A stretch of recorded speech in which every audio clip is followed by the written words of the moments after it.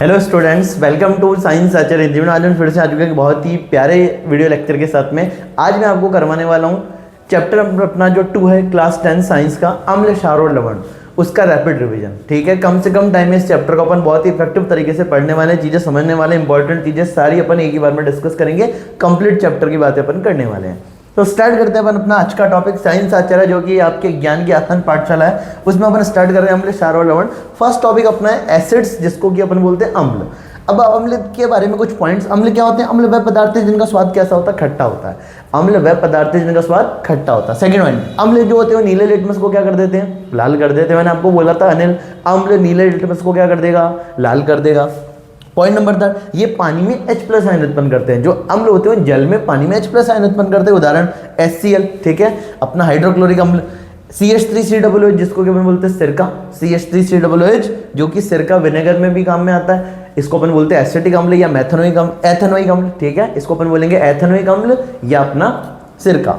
ठीक है, अगला H2SO4 अपना सल्फ्यूरिक अम्ल, HNO3 अपना नाइट्रिक अम्ल। तो ये सारे अम्ल की बातें हैं। अब इनके सामान्य नाम, हाइड्रोक्लोरिक अम्ल HCl कहाँ पाया जाता है? पेट में पाया जाता है। सल्फ्यूरिक अम्ल H2SO4 कार की बैटरी में इसका उपयोग होता है। एसिटिक अम्ल CH3COOH कहाँ पाया जाता है? सिरके में पाया जाता है। एसिटिक अम्ल का एक और नाम एथेनोइक अम्ल।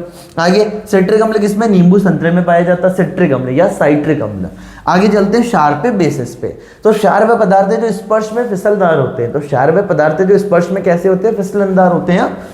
आगे ये लाल लिटमस को क्या कर देते हैं? नीला। शालिनी, क्षार लाल लिटमस को क्या कर देते हैं? नीला कर देते हैं। तो क्षार व पदार्थ है जो लाल लिटमस को नीला कर देते हैं। ये जल में OH- आयन उत्पन्न करते हैं। आगे उदाहरण NaOH अपना सोडियम हाइड्रोक्साइड, KOH अपना पोटेशियम हाइड्रोक्साइड, CaOH अपना कैल्शियम हाइड्रोक्साइड एंड MgOH अपना magnesium hydroxide. MgOH, CaOH, KOH and NaOH। सामान्य क्षार सोडियम हाइड्रोक्साइड NaOH कहाँ काम में आता है? साबुन बनाने में उपयोग। कैल्शियम हाइड्रोक्साइड COH सफेदी में उपयोग होता है इसका।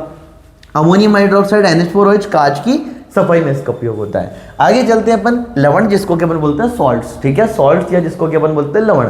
अम्ल और क्षार की क्रिया से क्या बनता है? लवण और जल। तो अम्ल और क्षार की अपन क्रिया करवा के लवण का निर्माण कर सकते हैं। अब लवण अम्ल और क्षार की अम्ल क्षार अभिक्रिया से बनते हैं। इनका स्वाद सामान्यतः कैसा होता है? नमकीन होता है लवण का स्वाद। ये कैसे होते हैं? आयनिक यौगिक होते हैं। आयनिक यौगिक कौन? जो अपने आयनों में टूटे जाते हैं।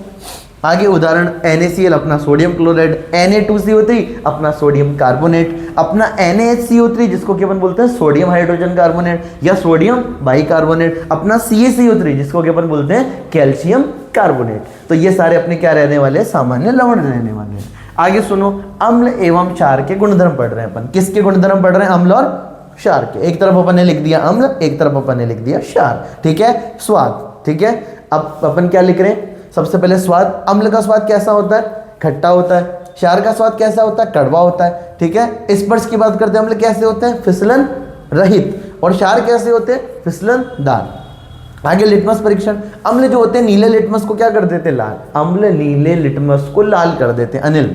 ठीक है, और शालिनी, क्षार लाल लिटमस को क्या कर देते हैं? नीला कर देता है। क्षार लाल लिटमस को नीला कर देता है। आगे पीएच मान। अम्ल के पीएच मान 7 से कम होते हैं, क्षार के पीएच मान 7 से ज्यादा होते हैं। धातुओं से अभिक्रिया, धातुओं के साथ अभिक्रिया करके अम्ल क्या बनाते हैं? हाइड्रोजन गैस बनाते हैं। क्षार धातुओं के साथ अभिक्रिया नहीं करते। क्षार धातुओं के साथ अभिक्रिया नहीं करते। आगे कार्बोनेट से अभिक्रिया, कार्बोनेट के साथ अभिक्रिया करके CO2 गैस बनाते हैं। अम्ल जो होते हैं कार्बोनेट के साथ अभिक्रिया करके CO2 गैस बनाते हैं। इधर कार्बोनेट के साथ अभिक्रिया नहीं करते। आगे चलते पीएच पैमाना। तो पीएच पैमाना क्या है?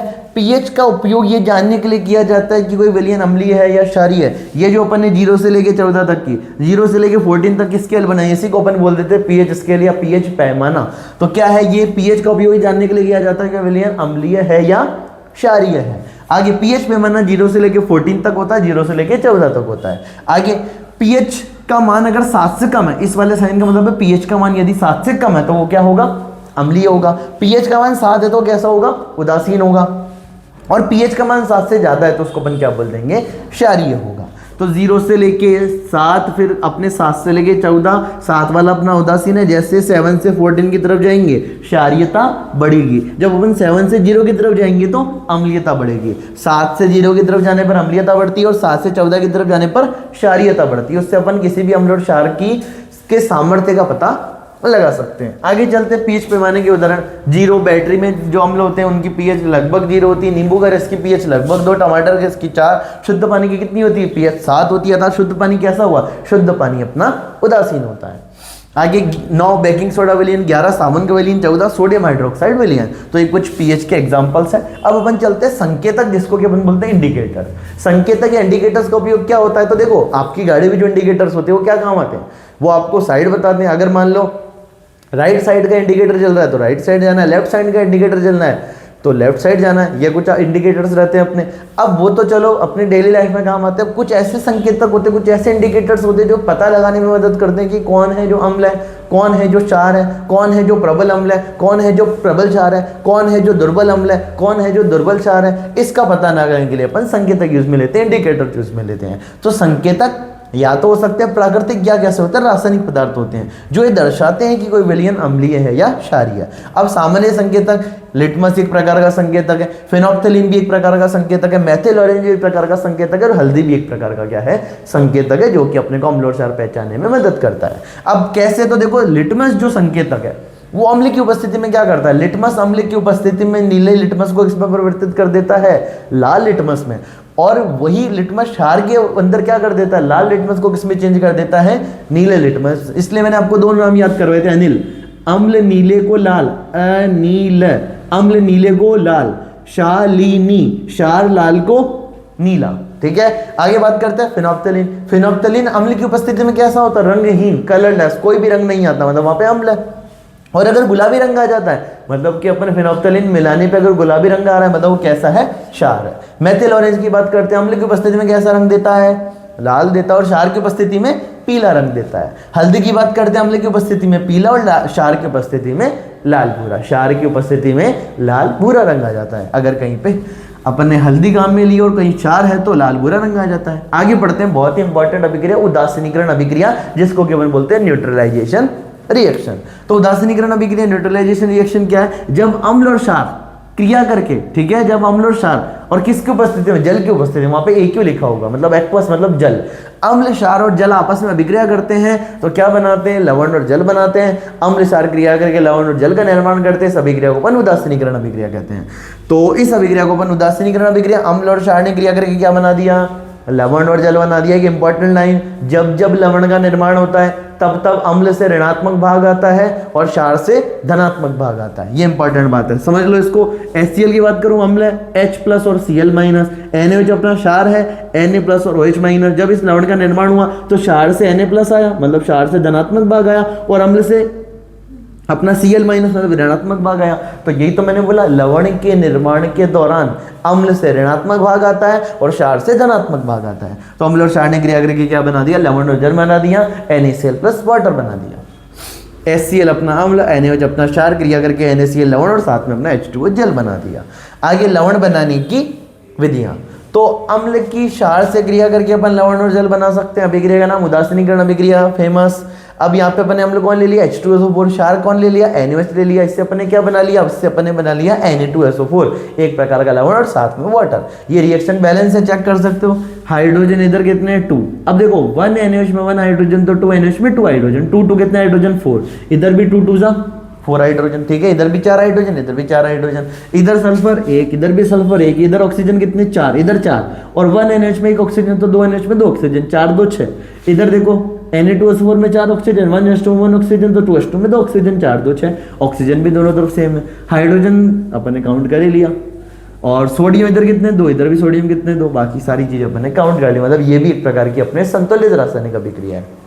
आगे अम्ल जो होते हैं धातु से क्रिया करके क्या बनाते हैं? लवण बनाते हैं और साथ में हाइड्रोजन गैस निकालते हैं।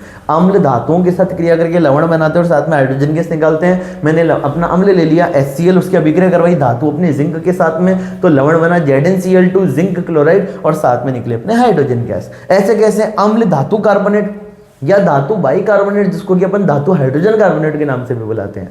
अम्ल धातु कार्बोनेट अथवा धातु हाइड्रोजन कार्बोनेट, धातु हाइड्रोजन कार्बोनेट को अपन धातु बाइकार्बोनेट भी बोलते हैं, के साथ क्रिया करके लवण बनाते हैं, साथ में CO2 एंड वाटर निकलता है। तो मैंने HCl ले लिया अम्ल, उसकी अभिक्रिया करवा दी Na2CO3 से, जो कि मेरा सोडियम कार्बोनेट है। तो ये एक प्रकार का धातु कार्बोनेट हुआ, क्योंकि देखो धातु कौन है? इसमें सोडियम, धातु कार्बोनेट का मतलब कोई धातु होगी कार्बोनेट के साथ में, और यहाँ पे धातु कौन है, सोडियम, तो अपन ने ले लिया सोडियम कार्बोनेट। तो जब अपन ने HCl की अभिक्रिया Na2CO3 से सोडियम कार्बोनेट से करवाई तो बना सोडियम क्लोराइड, साथ में CO2 एंड वाटर। Na और Cl ने मिलकर NaCl बनाया, और H2CO3 जो कि अपना कार्बनिक अम्ल है वो टूट के देता है H2O प्लस CO2। इसका मतलब जब अम्ल धातु कार्बोनेट अथवा धातु हाइड्रोजन कार्बोनेट के कांटेक्ट में आता है तो बनाता है लवण, साथ में CO2 गैस, साथ में H2O। आगे धातु तथा धातु क्रिया करके भी क्या बना देते हैं, लवण बना देते हैं। अपनी सोडियम धातु, अपनी क्लोरीन धातु, इन्होंने आपस में क्रिया करी और क्या बना दिया, NaCl लवण बना दिया। आगे प्रवाह चार्ट, जिसमें अपन अम्ल क्षारीय लवण के रासायनिक गुणधर्मों को समझने की कोशिश कर रहे हैं। सुनते जाना बात ध्यान से। तो अम्ल जो होते हैं वो धातुओं के साथ क्रिया करके क्या बनाते हैं, अम्ल। अभी अभी अपन ने पढ़ा अम्ल धातुओं के साथ क्रिया करके लवण और हाइड्रोजन गैस, तो लवण प्लस हाइड्रोजन गैस, ठीक है। अम्ल धातु कार्बोनेट के साथ क्रिया करके क्या बनाते हैं, तो ये भी अपन ने पढ़ा, अम्ल धातु कार्बोनेट के साथ क्रिया करके लवण बनाते हैं और साथ में CO2 H2O। तो धातु कार्बोनेट के साथ क्रिया करके अम्ल क्या बनाते हैं, लवण बनाते हैं और साथ में CO2 प्लस H2O निकालते हैं। आगे क्षार के साथ क्या करते हैं, तो अम्ल क्षार के साथ क्रिया करके लवण और जल बनाते हैं। अभिक्रिया का नाम उदासीनीकरण अभिक्रिया। और आगे अम्ल धातु ऑक्साइड के साथ क्रिया करके क्या बनाते हैं, तो धातु ऑक्साइड जो होते हैं अपने धात्विक ऑक्साइड, वो किस प्रकृति के होते हैं, क्षारीय प्रकृति के होते हैं। धातु ऑक्साइड क्षारीय प्रकृति के होते हैं। अपना अम्ल है, अम्ल क्षार क्रिया करके क्या बनेंगे, लवण और जल बनाएंगे। सिंपल सी बात।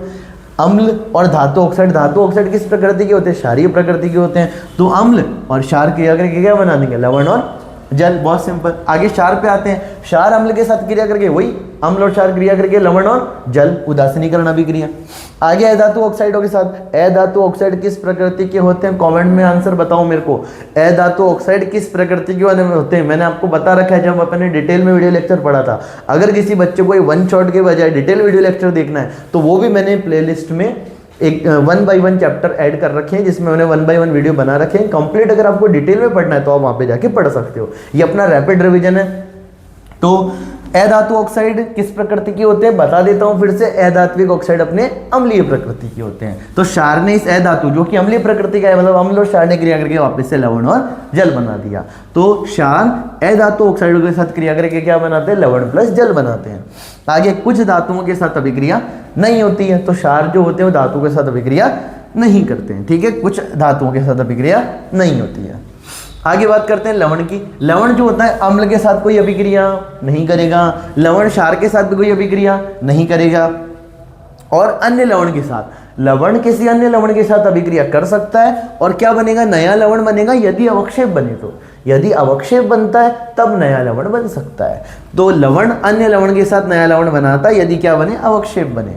आगे महत्वपूर्ण बिंदु पे आते हैं अपन। अम्ल पानी में H+ आयन देते हैं, क्षार पानी में OH- आयन देते हैं। सिंपल सी बात। आर्रेनियस नाम का एक साइंटिस्ट था, उसने सबसे पहले बात बताई थी अम्ल जल की उपस्थिति में H+ आयन देता है इसलिए वो अम्ल कहलाता है, और क्षार जल की उपस्थिति में OH- आयन देता है, मतलब हाइड्रोक्साइड आयन देता है इसलिए वो क्षार कहलाता है। pH 7 से कम होने पे कैसा होगा, अम्लीय होगा। pH 7 से अधिक होने पे कैसा होगा, क्षारीय होगा। pH 7 से कम अम्लीय, pH 7 से ज्यादा क्षारीय, pH 7 उदासीन। उदासीनीकरण अभिक्रिया सदैव कैसी होती है, ऊष्माशोषी होती है, मतलब उसमें ऊष्मा का अवशोषण होता है। ऊष्मा का क्या होगा, अवशोषण होगा, और ऊष्माक्षेपी में ऊष्मा का उत्सर्जन होता है। और ये कैसी अभिक्रिया है, ये अपनी ऊष्मा शोषी अभिक्रिया है। ऊष्मा शोषी अभिक्रिया मतलब इसमें ऊष्मा का अवशोषण होगा। तो उदासीनीकरण अभिक्रिया ऊष्मा लेती है, उसमें ऊष्मा का अवशोषण होता है। आगे लवण सामान्यतः प्रकृति में सामान्यतः उदासीन होते हैं। दैनिक जीवन में उपयोग। चींटी के डंक में कौन सा अम्ल होता है, चींटी के डंक में होता है फॉर्मिक अम्ल, एक और नाम उसका होता है मैथेनोइक अम्ल, ठीक है। बेकिंग सोडा से राहत मिलती है, बेकिंग सोडा लगा लो अपने को। अगर चींटी काट जाती है और जलन हो रही है तो बेकिंग सोडा लगा लो, आपको रिलीफ मिल जाएगा वहां पे। अपच एसिडिटी होने पे क्या, मैग्नीशिया दूध से उपचारित, ठीक है, मैग्नीशिया दूध से उपचारित अपन कर सकते हैं। मृदा उपचार, अम्लीय मिट्टी का उपचार अपन किससे कर सकते हैं, उसमें बेस या चूना मिला के, क्षार मिला देंगे। अगर अम्लीय मिट्टी है तो उसमें थोड़ा सा क्षार मिला दो ताकि पीएच अपन कंट्रोल कर सके। आगे दांतों की सड़न कब होती है, जब बैक्टीरिया द्वारा बने अम्लों के कारण। दांतों की सड़न कब स्टार्ट होती है, बैक्टीरिया द्वारा बने अम्लों के कारण। आगे प्रमुख शब्द। अम्ल खट्टे पदार्थ जो नीले लिटमस को लाल कर देते हैं। क्षार कड़वे पदार्थ जो लाल लिटमस को नीला कर देते हैं। लवण अम्ल और क्षार से बने आयनिक यौगिक। लवण कैसे हैं? अम्ल और क्षार से बने आयनिक यौगिक। पीएच अम्लीयता या क्षारीयता मापने का पैमाना। अपन पीएच से अम्लीयता या क्षारीयता को माप सकते हैं कि कौन कितना अच्छा अम्ल है, कौन कितना अच्छा क्षार है, कौन प्रबल अम्ल है, कौन दुर्बल अम्ल है, कौन प्रबल क्षार है, कौन दुर्बल क्षार है। आगे उदासीनीकरण अभिक्रिया अम्ल और क्षार की क्रिया से क्या बनता है? उदासीनीकरण अभिक्रिया जो होती है अम्ल और क्षार की क्रिया से बनती है। अम्ल और क्षार क्रिया करके क्या बना लेते हैं? अम्ल और क्षार क्रिया करके बना लेते हैं लवण और जल। तो यहाँ पे अपना ये चैप्टर सेकंड एंड होता है। आपको अगर और भी ऐसे चैप्टर्स के रैपिड रिवीजन चाहिए तो नीचे कमेंट में बताना कि और किस चैप्टर के आपको रैपिड रिवीजन चाहिए। तो ध्यान रखना है आप लोगों को। साइंस आचार्य क्या कहता है आपको? मेहनत करो, स्मार्ट बनो और लक्ष्य अपना ऊंचा रखो, आपको सफलता जरूर मिलेगी।